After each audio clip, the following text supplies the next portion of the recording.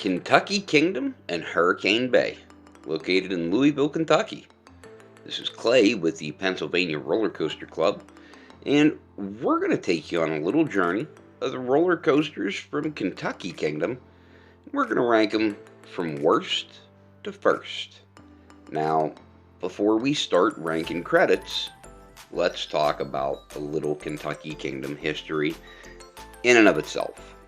So, Kentucky Kingdom opened back in 1987, and it was originally an expansion concept thought up by the Kentucky State Fair, which is where Kentucky Kingdom is located at the Kentucky State Fairgrounds. Now, when they had done this, the intentions were for the park to be operated by the State Fairgrounds in its entirety. However, after roughly a decade, they realized that maybe they weren't cut out to make this a profitable endeavor for the state.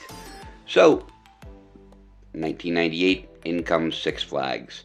Six Flags, they continue to operate the park up until, I guess, 2010-ish, I believe, if not mistaken. That is when the park would file for bankruptcy and it would close. So in 2012, the Cook family, the owners from Holiday World, announced that they were going to attempt to reopen the park under the name Bluegrass Boardwalk in 2013. Those plans ended up getting canceled, and the park would reopen in 2014.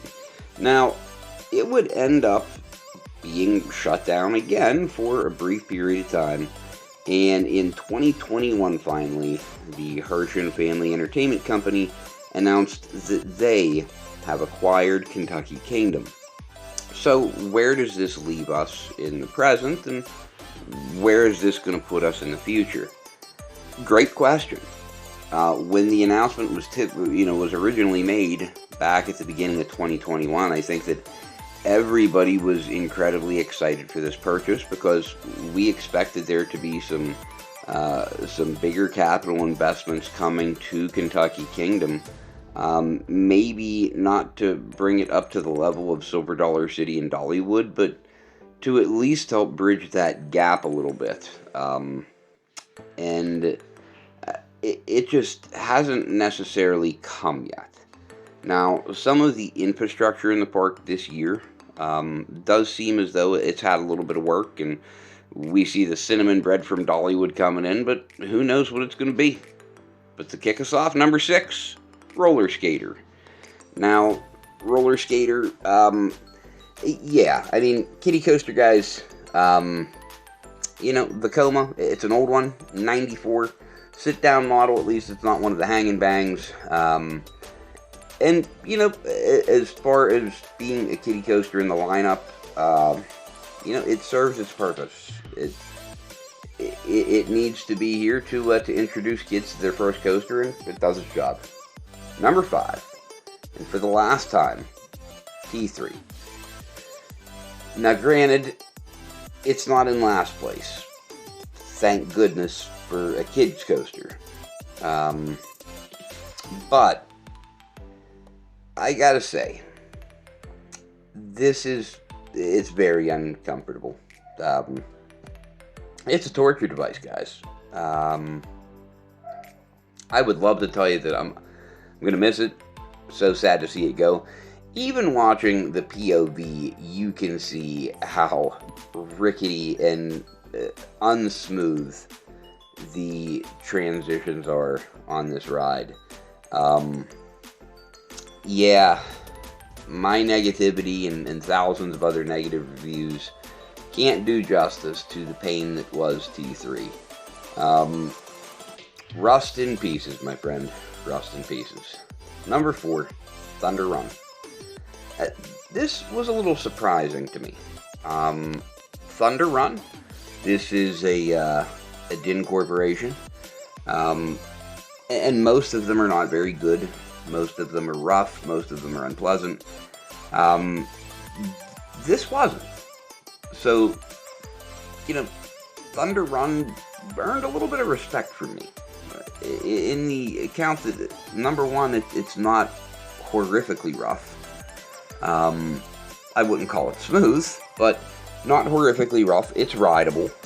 And as far as the layout goes, some of the DIN layouts are just uninspired, but I kind of equate this a little more akin to Wolverine Wildcat, maybe, than anything else. And I like them both. Number 3, Kentucky Flyer. So, Kentucky Flyer, Gravity Group, kids coaster. So if you are excited for Bobcat to open up at Great Escape, this is essentially what you're going to be getting. This is the newest, if I'm not mistaken, of the Gravity Group U.S. kids coasters, should I say. And this is a great one. Probably the best of the group so far. Great airtime. Number 2, Storm Chaser. So this RMC cannot grab the number 1 slot. Mainly because of pacing and intensity. This is one of the earlier RMCs, and I believe this is the first ground up, I think. Correct me in the comments if I'm mistaken there, but this is a great ride. Very enjoyable, but short. And lacks intensity. Does not go through the layout with much pacing, should I say. In my opinion, probably the weakest of all of the RMCs, but still a great ride. Just doesn't deserve to be number 1. And that's because number 1, Lightning Run. So, until the Mattel Hot Wheels Park opens in Arizona, this is the only Chance Rides Hyper GTX in the US. And I don't really get why. These have a compact layout, so they fit on a very small plot of land. They offer a great ride experience, and they are inexpensive to build. It seemed like a winning formula for Chance Rides and their merged coaster division with D.H. Morgan. But this ride shares so many similarities to the Steel Phantom, which is where it shares a lot of its design precursors. Being a Kennywood guy, I love the ride, and I probably will continue loving the ride until this one rusts in pieces, just along with T3 as well. But let us know what you think. Is Lightning Run better than Storm Chaser?